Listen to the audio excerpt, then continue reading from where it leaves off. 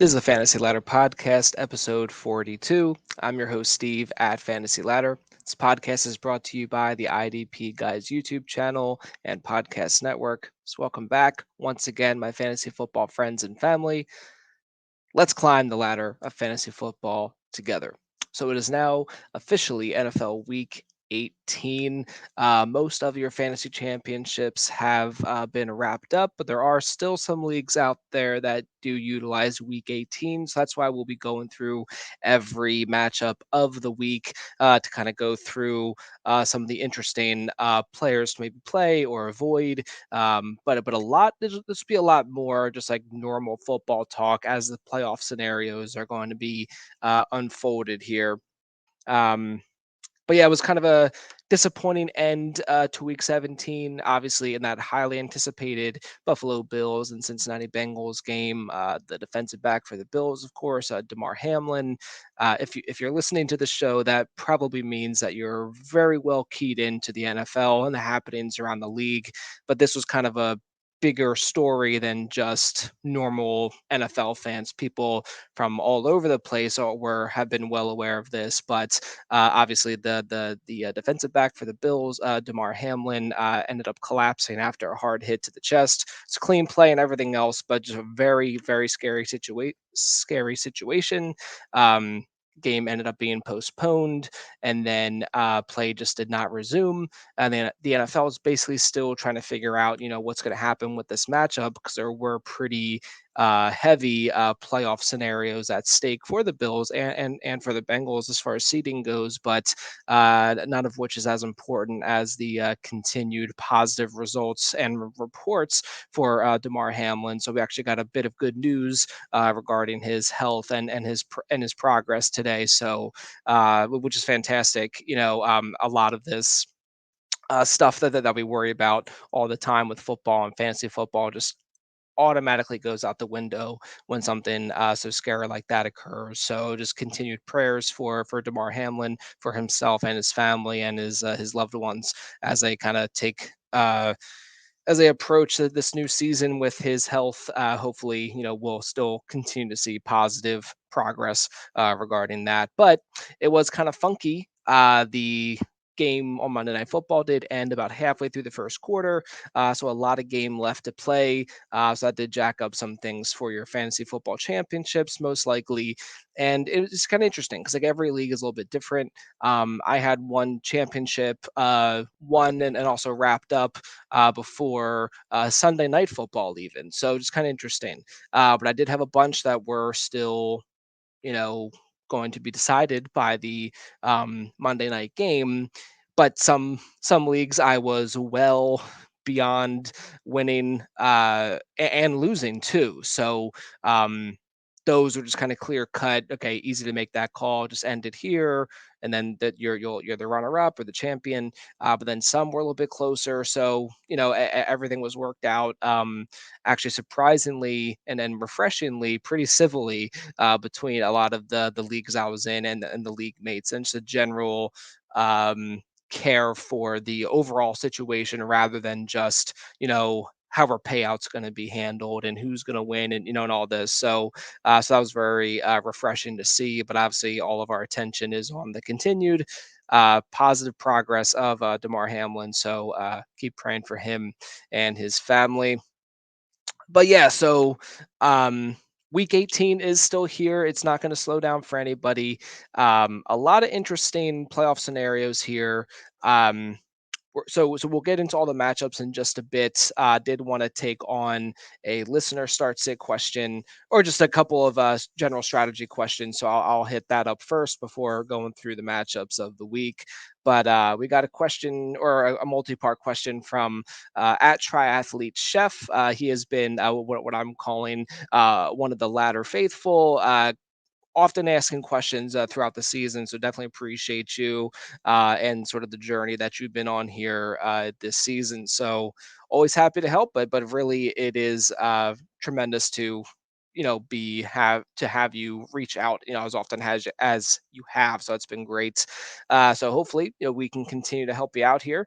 Asking in a PPR league, needing two running backs and one flex. The options here are Kenneth Walker the third, Ezekiel Elliott, David Montgomery, James Conner, Donta Foreman, and Alan Lazard. So Alan Lazard is playing in the ever important matchup against the Lions.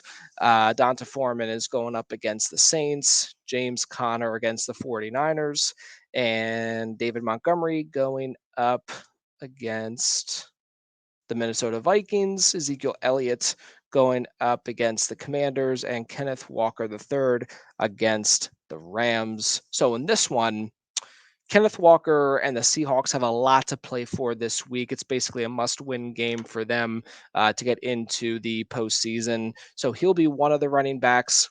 As far as the flex is concerned, I'm going to take Alan Lazard also in a game where the Packers are going to be highly motivated um, to beat the Detroit Lions, and this should be a high scoring affair. So, should be a lot of passing work down there for Alan Lazard.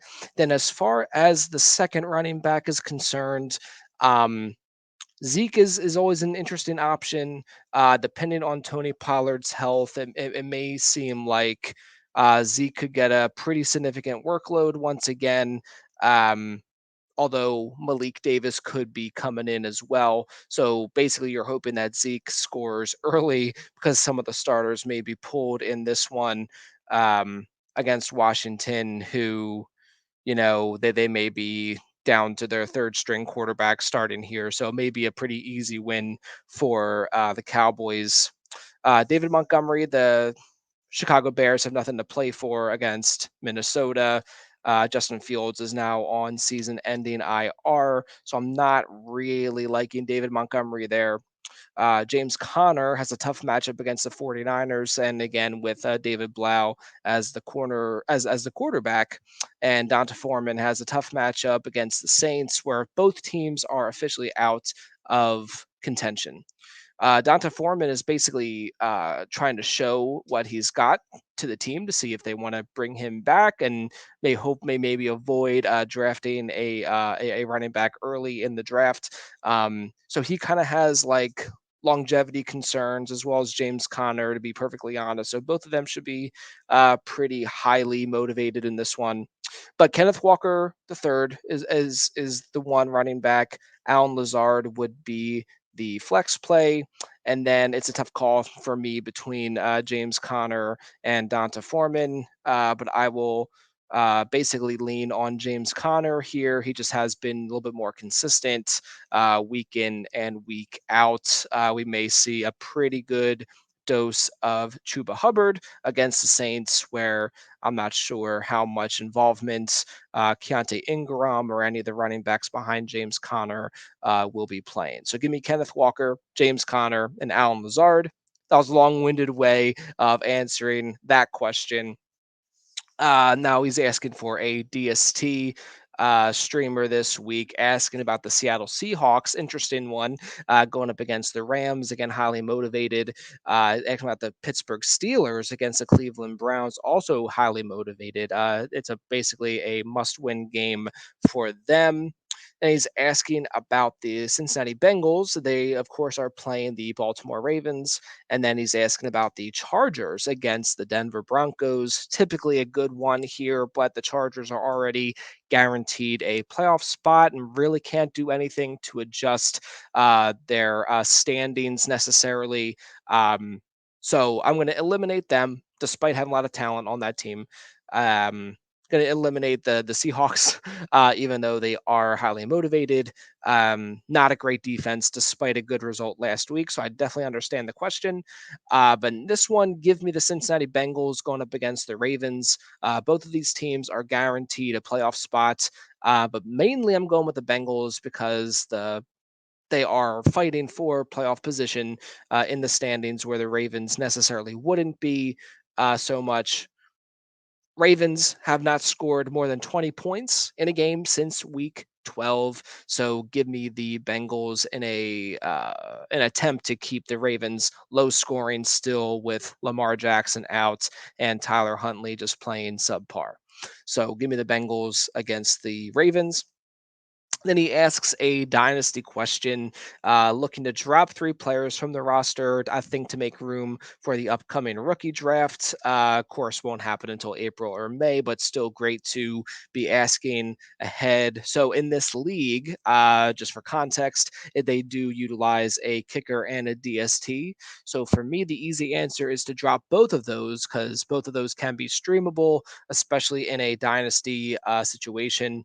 He had Cameron Dicker, the kicker for the Chargers, and then the DST was the Jaguars. So I think he was just kind of streaming them. So that's like the easy answer. Get rid of those two, and then beyond those two, the ones that stuck out to me was the clear answer was Darius Slayton. Now, I'm just going to run through his roster just for the context, and then if for whatever reason he can drop a kicker or a DST, I'll give the three that I would consider dropping. So his quarterbacks are Dak Prescott, Tua Tagovailoa, and Kenny Pickett on the taxi squad. Very solid group there, and this is a single quarterback league, so it's still good to have some depth behind Dak there. Very solid group. Tight end Dalton Schultz, David Njoku, and Jelani Woods on the taxi squad, also single tight end. So very nice group there as far as I'm concerned. Running backs, Alvin Kamara, J.K. Dobbins, Travis Etienne, Ramondre Stevenson, Donta Foreman, and Clyde Edwards-Helaire. And then wide receivers, he's rocking with Justin Jefferson, A.J. Brown, Marquise Brown, George Pickens, Darius Slayton, and Alec Pierce. So amongst that group, automatically I'm getting rid of Darius Slayton. Not really going to worry about dropping him. And if someone else picks him up, well, whatever. Now, I would be tempted if you can't drop anyone from your taxi squad. Sometimes there can be special rules about they can be kept on as like sophomores and things like this. So I wouldn't want to cut bait on Jelani Woods, Alec Pierce, or Kenny Pickett at this point. The most Probably the one I would probably cut bait with the soonest of that group would be Jelani Woods, especially if it's just like a regular tight end league. Definitely like him as a prospect, but I think he could be spared, and then just kind of keep your eye on him. You could still always scoop him up again if you needed to. I would rather hold on to Alec Pierce personally. Now, disregarding the rookies, disregarding the kicker and DSTs of this group, the ones I'd be dropping would be Darius Slayton, Donta Foreman. Just I think there are career longevity question marks about if he will stay with the Panthers and how successful he will be if he's not retained and if the team doesn't draft a running back, as well as Clyde Edwards-Helaire. Um, Very much a replaceable talent in that offense.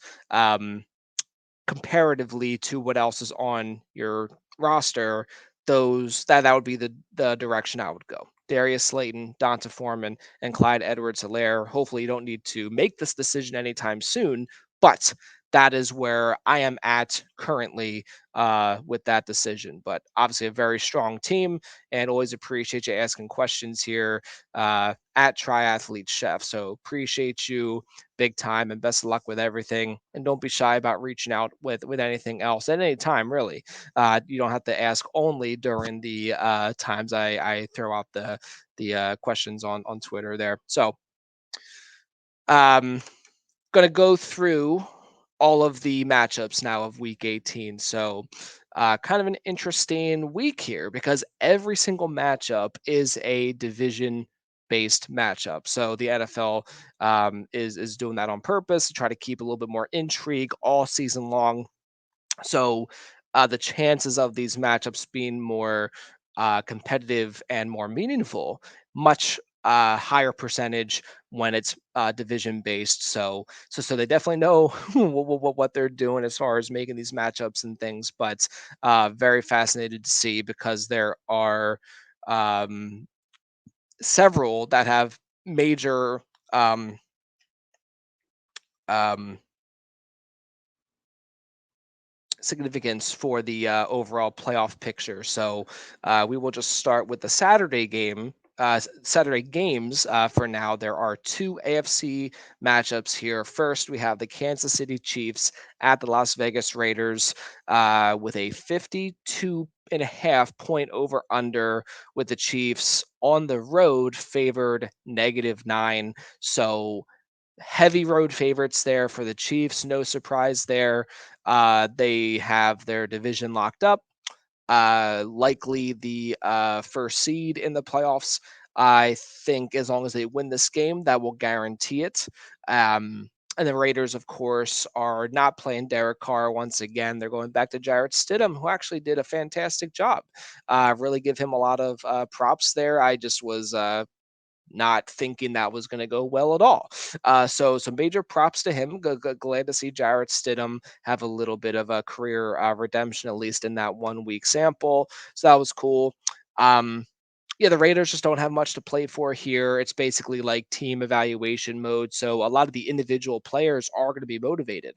So because they still want to, make a splash either to remain on the Raiders or be in the good graces of the coaching staff, or perhaps get another contract with another team, just another opportunity to kind of have all eyes on what they're able to do. Speaking mostly to player like Josh Jacobs, like who knows if he's going to come back to Las Vegas. Maybe some other team who's running back needy will scoop him up and give him way more money than what the Raiders may be willing to, and maybe it'll be a more attractive situation for him. Like who knows? So I think Josh Jacobs is definitely an interesting one. Still, Devonte Adams, you're starting him as long as he's healthy. I think Jarrett Stidham is still. I would not want to start him necessarily, but it may be a nice pass funnel here against the Chiefs, depending on how the game goes. So he actually may be kind of sneaky here against the Chiefs, but still would not feel comfortable with that if I had to. Um, on the Chiefs side of the ball, I mean, look, if Mahomes is active, you pretty much have to play him. It'll be interesting to see if he plays a full game or just a half a game. But I think guys like Jarek McKinnon and Isaiah Pacheco still startable options there.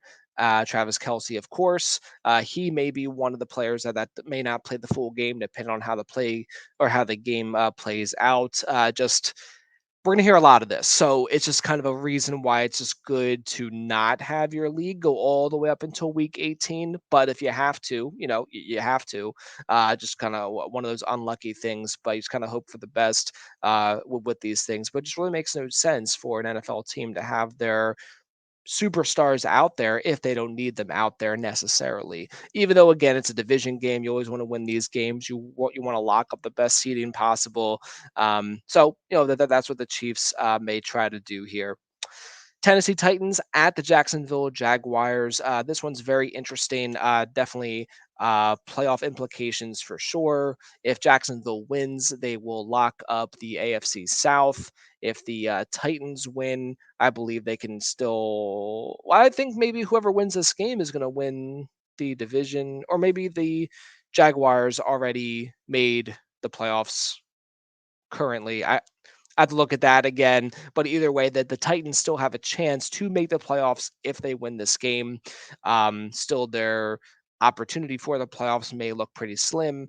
As they're rocking with Josh Dobbs and Malik Willis, as Ryan Tannehill is on IR.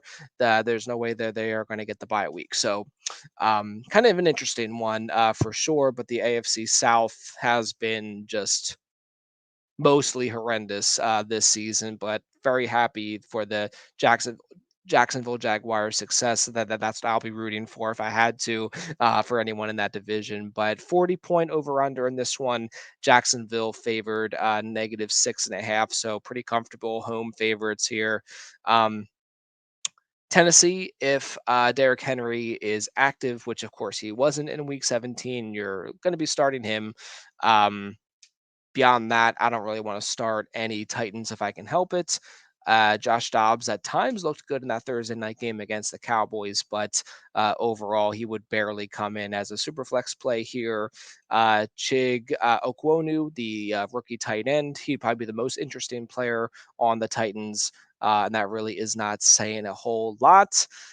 Jacksonville, Trevor Lawrence, if he's healthy, you're starting him, even though he did not finish the game in week 17. I actually had that happen to me in a matchup, fortunately, going against me. So I was not upset about that. But it was just definitely a freak, an unfortunate bit of bad luck there for my opponent, as Lawrence was scooped out of the game. Travis Etienne, of course, if he's going to be playing the full game, definitely like that. The Titans are still a pretty sneaky good defense. Uh, just thinking back to that Thursday night game, where it looked a little bit shaky for them, they still did pretty well against the Cowboys running game. Zeke got the touchdown, but was very inefficient, and then um, Malik Davis, the backup running back, since Tony Pollard wasn't in, actually played pretty well. But still, the Tennessee Titans limited the rushing yards and still forced a pretty good amount of turnovers against Dak Prescott. So definitely an interesting one for fantasy, or sorry, for more for real life football, not as much for fantasy. But definitely just started the usual suspects on the Jaguars passing game. Christian Kirk, Zay Jones, and Evan Ingram specifically. Looking at the Sunday games at 1 p.m., we got the Tampa Bay Buccaneers at the Atlanta Falcons. Atlanta Falcons are officially eliminated. The Buccaneers are guaranteed a playoff spot as they've already wrapped up the NFC South. 40-point over under -4 favorite for the Falcons. So that's kind of an interesting one. Basically, just implying that the Buccaneers have no reason to play their starters, at least for the whole game. That's what it's implying, at least to me. I don't think the Buccaneers can affect their standings if the team wins there. So um, not really going to be wanting to start any of the Buccaneers for fantasy. This could be an absolute smash spot for all your Falcons. So Drake London, Tyler Algier, absolutely start them. And then Desmond Ritter becomes an interesting super flex play, but just limited upside. Just has not had a tremendous ceiling in the starts he's had up to this point. Moving on to the New England Patriots at the Buffalo Bills. Bills obviously the first time back in action since the Monday night incident. So um, it'll be a big week of honoring Hamlin and his recovery. But I think especially this one's gonna be a very emotional game here for the Bills and the fans, as the game will be back in Buffalo there for the first time in a couple weeks. And the Patriots are playing for a playoff spot, so they are definitely going to be trying their hardest. Obviously against the Bills, a tough team. But if the Bills do win this, they can likely secure the first overall seed. Um, at least second, most likely. So 42 and a half point over under with a -7 favorites on the Buffalo side. So pretty comfortable home favorite there. Start all your Bills. Um, Stephon Diggs, obviously. Josh Allen, obviously. I think Devin Singletary and James Cook are flex plays. Um, Gabriel Davis is always a ceiling play there, but don't want to start him if possible. Dawson Knox as well, kind of a deeper tight end play against the Patriots. Still a tough defensive unit there in New England, so maybe just manage expectations for your Bills. But if you got him, you got to start him for sure. On the New England side of the ball, um, Ramondre Stevenson, definitely an intriguing piece there as always. Mac Jones is a super flex play. Jacoby Myers would be a trustworthy wide receiver. Anyone after him, not super thrilled to get into my starting lineup against the Bills. Moving on to the Minnesota Vikings at the Chicago Bears. Bears obviously are eliminated from playoff contention, and the Vikings are guaranteed a spot. Um, the Vikings are obviously going to try to win this game, playing for playoff seeding for sure. 43 point over under in this one, negative 7.5, favoring the Vikings on the road. So a very heavy favorite there on the Vikings, in large part with Justin Fields officially being out for the season. No need to play him in a meaningless game. So I just want him to recover and just be 100% for the start of the 2023 season. Oh, happy New Year! We are now in 2023, so apologies for the outburst there, but welcome to 2023. Glad you've stuck with me through 2022 and now into 2023. But start all your Vikings. Could be another situation where if the game's getting out of hand, a lot of the starters may be sitting in the second half, maybe like Justin Jefferson. But again, like you're going to want them in your lineup if you got them on your team. The Baltimore Ravens now at the Cincinnati Bengals. Both of these teams are guaranteed playoff spots. 40.5 point over under in this one, with the Bengals being -7 home favorites. So pretty comfortable uh, um, favored line there for the Bengals.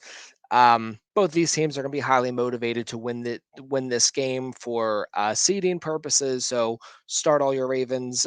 More specifically, J.K. Dobbins and Mark Andrews. Tyler Huntley would come in as a borderline super flex play. Um, then the Bengals, you're going to start all your Bengals: Joe Burrow, Joe Mixon, um, T. Higgins, Jamar Chase, Tyler Boyd, Hayden Hurst for sure. Moving on to Houston, Texans at the Indianapolis Colts, and what should be probably the ugliest matchup of the week. Just an absolute trash fest here. 38 point over under. The Colts are just barely home favorites, sitting at -2.5. I don't want to start anybody in any of these games. Maybe Zach Moss if you need a running back. Beyond that, don't really want anyone from these two teams. So that's a quick and easy one.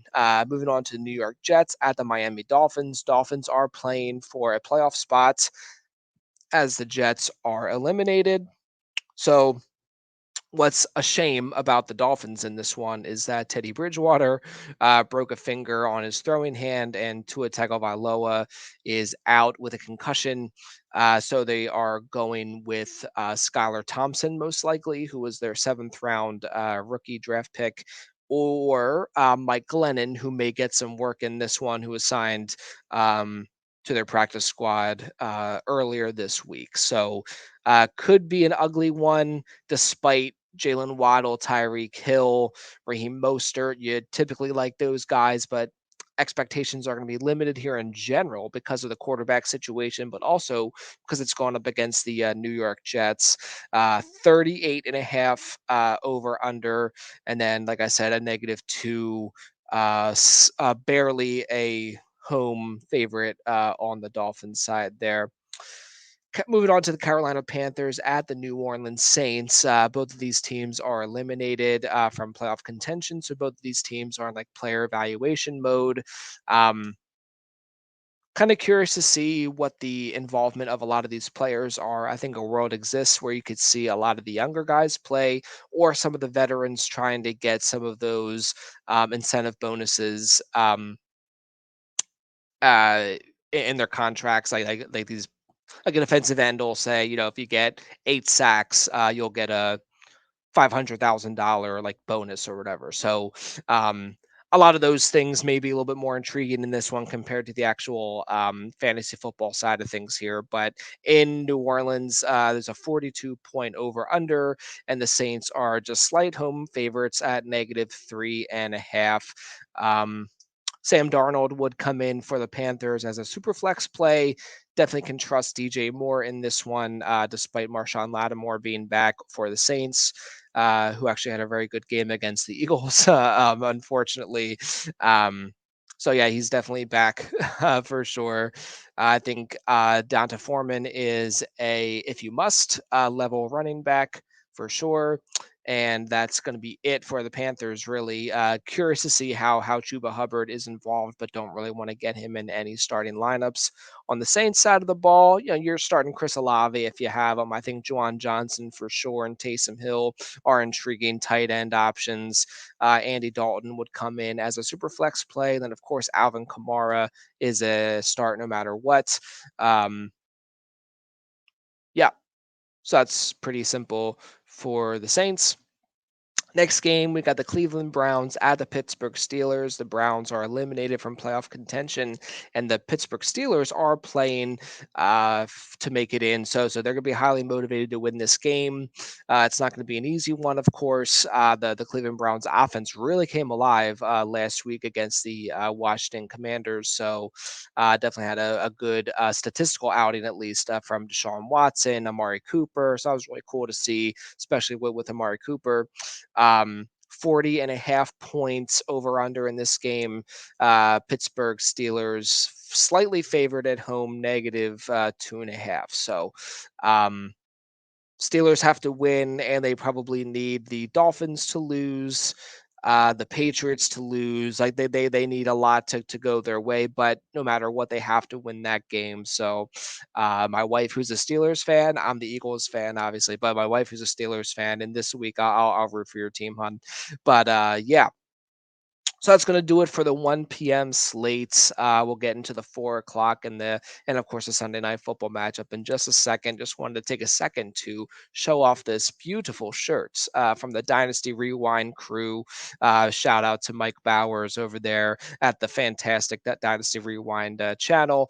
Even got a sticker and everything else. So I'll be rocking that on the old water bottle here. So shout out to Mike and the guys, Mike and Nate and everyone else all on in that crew. Fantastic content. Obviously on the IDP guys network, we got you covered for redraft and dynasty IDP and rookies and everything else. But as a supplemental bit of content, absolutely check out Dynasty Rewind. Best logo in the business as far as I'm concerned. So yeah, great guys over there and great content and absolutely a beautiful shirt. So let's get one more look at that. Oh, that's so nice. Okay.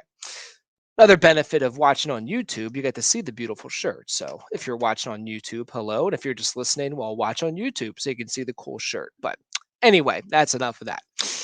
Sunday 4 p.m. slate or the 425 slate. Pretty interesting one. I got the Chargers, who are already guaranteed the playoffs, at Denver, who are out of the playoff contention, obviously.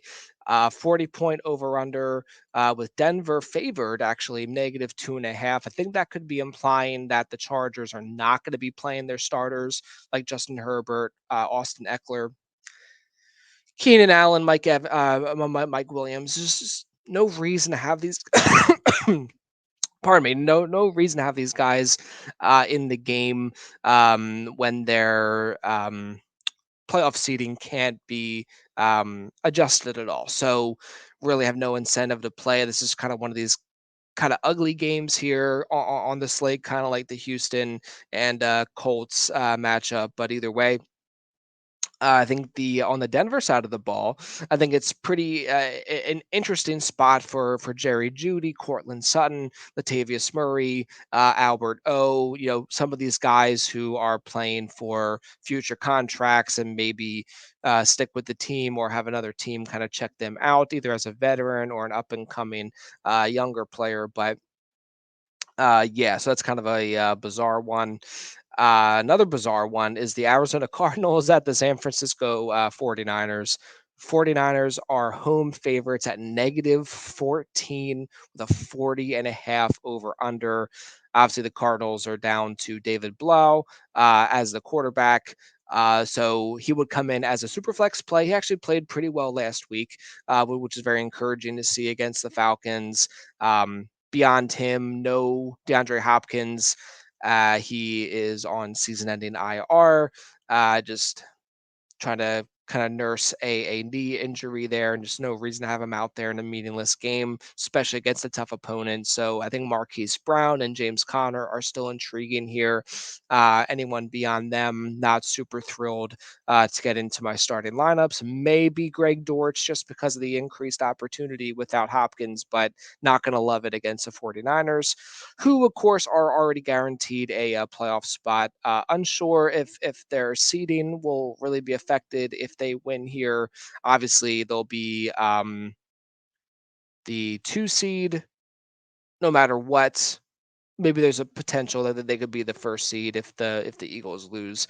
Uh, Not sure about that, so it's something to keep an eye out. But obviously that they're motivated to win this game, and they easily should. But I would not expect Christian McCaffrey. I wouldn't expect a lot of George Kittle or Brandon Ayuk. I think Brock Purdy will definitely play the whole game. Um, but it may be more of the opportunity for Juwan Jennings and Jordan Mason, the backup running back to Christian McCaffrey, but Juwan Jennings is a wide receiver. Some of those kind of guys I think could be very interesting here for your lineups this week. Moving on to the Los Angeles Rams at the Seattle Seahawks. Seahawks are favorited here at home, -6, so pretty comfortable home favorites with a 41.5 points over under. The Rams, again, the Super Bowl champs from last season, really are just in like player evaluation mode. So some of these guys will be very highly motivated to play well, especially against a pretty poor Seattle defense. So it's kind of an interesting opportunity for guys like Cam Akers and Tyler Higbee, even Baker Mayfield, Van Jefferson. I wouldn't shy away from getting some of those guys in my lineups for sure. On the Seattle side of the ball, highly motivated again that they need to win this game and have a lot of other things go their way to secure a playoff spot. But as long as DK Metcalf is active, you're starting him despite the really poor week 17 there. Geno Smith, I think, can be utilized here as a QB play, and Kenneth Walker, of course, is a trustworthy option. Noah Fant would be a deeper tight end play, and then Tyler Lockett. He's just so tempting if he's active. You want to get him in there despite dealing with some issues there, some health issues in week 17. So definitely a tough one there, but DK Metcalf for sure, and Kenneth Walker very confidently can play them in this one. Next matchup, or the next two matchups, are the NFC East. Okay, so a lot can happen here. Um, Dallas is at the Washington Commanders. They are 7-point road favorite, so pretty heavy road favorite there with a 41 point over under. The Commanders went back to Carson Wentz in week 17, and he just kind of like vomited all over himself against the Browns. Fortunately, I still won a fantasy championship despite super flexing Carson Wentz. So, yeah, so that was just oy vey. But the Commanders should be playing, if not starting, Sam Howell. So that's one thing I'm going to be very excited for. A lot of my taxi squads are looking forward to hopefully a positive Howell performance here against the Cowboys. Now, but of course, the Cowboys are still going to be highly motivated to win this game to potentially win the division and help improve their seeding for the playoffs if the Eagles don't win against the Giants. But in this one, kind of tricky. Washington is going to be motivated. Some of the players, like Terry McLaurin, um, Jahan Dotson, excuse me, Curtis Samuel, Logan Thomas, if they want to maintain a role on the team, it's still another opportunity to show out. The Cowboys side of the ball, I'm not sure how much sense it is to really play a lot of Dak Prescott or CeeDee Lamb, keep these guys healthy for the playoffs because they're already in, but they still want to get, the job done. So it might be one of these things like with the Chiefs, depending on how the game goes, they may not play the full 4 quarters. So it's kind of a funky one there, but just something to watch for. But definitely Sam Howell. I'm gonna have a very close eye on, see how he plays. Hopefully, well. Then we got the New York Giants at the Philadelphia Eagles. The Eagles are heavy, heavy, heavy road or home favorites. 43 point over under. Eagles have a line of -14, which really just tells you that the Giants, who cannot improve their playoff seeding position, are going to be resting a lot of their starters. So don't count on Daniel Jones, Saquon Barkley, players like that. Um, yeah, it may just be kind of ugly, but still the Eagles have to get the job done. Question marks around if Jalen Hurts is going to be able to play in this game. He has been a limited participant in practice for most of the week here, especially including on Thursday here, where we are recording. So um, if it's Minshew, still can start him as at least a super flex option. Still going to start all your Eagles offensive weapons: Miles Sanders, AJ Brown, Devonta Smith, Dallas Goddard for sure. On the Giants side of the ball, still could probably start like Richie James, Isaiah Hodgins, players like that, but would not really be in any rush to get some of those Giants players into lineups. But you could do worse with those two wide receivers, I think. Then we're just going to end things here for Sunday Night Football. Got a big one here. The Detroit Lions at the Green Bay Packers, both coming into this matchup at 8-8.